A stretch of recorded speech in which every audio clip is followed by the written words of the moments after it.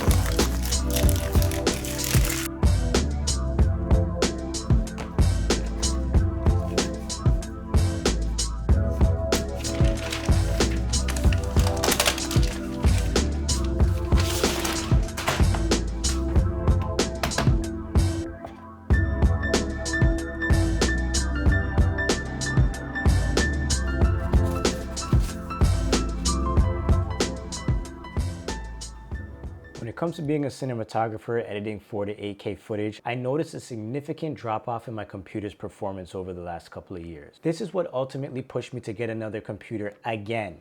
And this time I decided to go with the 14-inch Apple Pro with the M1 Max chip. Run the intro.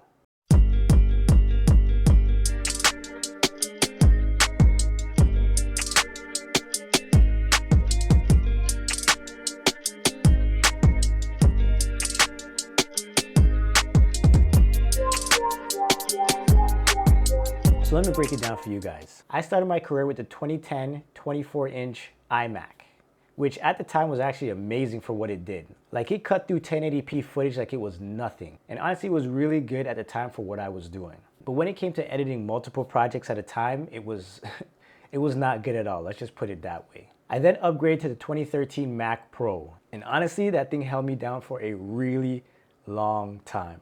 It basically handled anything that I threw at it. But again, after a while, my footage went from 1080p to 4K to 6K to 8K. And on top of that, I really started getting into color grading and how to manipulate the image and all those kind of things. And honestly, the computer just could not handle it anymore. I also had a 2017 MacBook Pro, and I found myself trying to split the work between the Mac Pro and the MacBook Pro.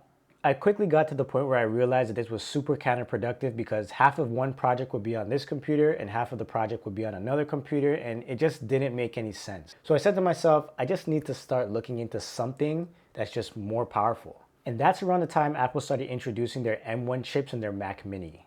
And this machine was doing stuff. The annoying part about this was that I realized that my MacBook Pro was no longer being touched. So I decided it's probably time to sell this thing because I'm not using it at all.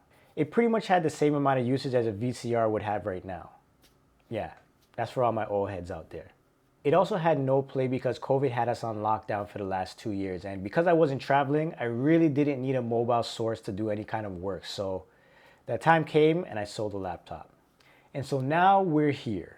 The M1 Mac Mini was doing a decent job with the kind of work that I was working on. And now because the world is open back up and I'm starting to book projects outside of where I actually physically live, I realized really quickly that I needed a mobile solution. So I started to take a really hard look at these new MacBook Pros with the M1 Max chip. Looking at this computer from a practicality and price point, it's probably the best solution for me. I'm gonna have all the power that Apple offers at my home studio, and when I have to leave the country for work, I can take all that power with me. For all my tech nerds out there, I'll leave my exact build on the screen now. I know a lot of people are complaining about how much thicker the computer is, but I personally don't mind things a little thick, you know?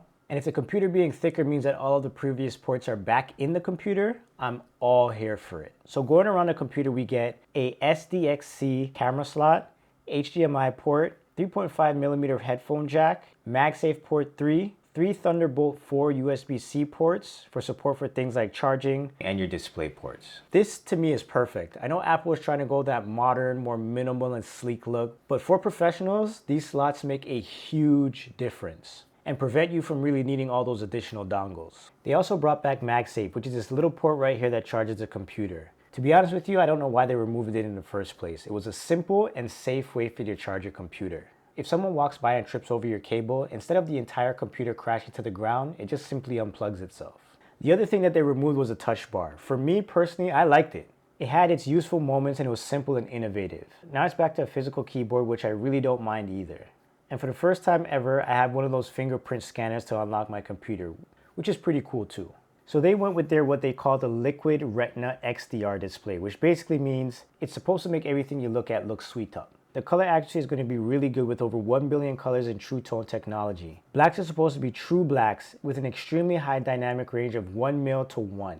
They also introduced something called Pro Motion technology, which gives you an adaptive refresh rate of up to 120 Hz. So what this means is depending on what you're actually doing on the computer, it's going to either increase the refresh rate or decrease the refresh rate for better viewing pleasure, performance, and battery life. So I personally decided to go with the 14-inch over the 16-inch for a few reasons.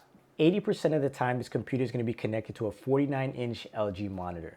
And most of my work is going to be done this way for the most part. I'm going to be traveling again, and whether I'm in the air or on the road, it's going to be really nice to have all of my computer's internals with me on the road. I won't have to worry about transferring anything from one computer to the other computer like I was doing in the past. It has pretty much all the exact same specs as the 16-inch model would have. It's just a little bit cheaper, and it's going to be lighter and easier to pack when I start traveling. I guess for you, it's going to really come down to preference. Like if the laptop screen is the only screen that you're going to work on, then yes, go with the biggest option that they offer. But if you're like me and you have a behemoth of a monitor at home and you just need something for when you're not home, then save a few dollars with the 14-inch. My first order of business is going to be to transfer everything from my Mac Mini over to the MacBook Pro. And then I'm just going to sell my Mac Mini. Over the next few months, I'm really going to put this MacBook Pro to work. And I'm interested in seeing just how well it handles some of the new projects I have coming up. So this is the question that always comes up. Should you buy it? So the answer is pretty simple. If you work with large files or GPU intensive programs, then the answer is going to be yes. These M1 Max computers are going to make your life so much easier. And if it works with my 6K RED files in DaVinci Resolve, then it's pretty much going to work with any file type you put in front of it. If your usage is more for web browsing or entertainment purposes, I probably wouldn't spend this much on a laptop. I would say maybe look into either an iPad or maybe something like the MacBook Air. Overall, I think I'm going to be really happy with this purchase, and I honestly think you will too. But yeah, that's going to be it for this video, guys. If you have any other questions, make sure you leave it in the comments below. And as always, thanks for watching, and don't forget to look, learn, and share. Love you guys. Peace.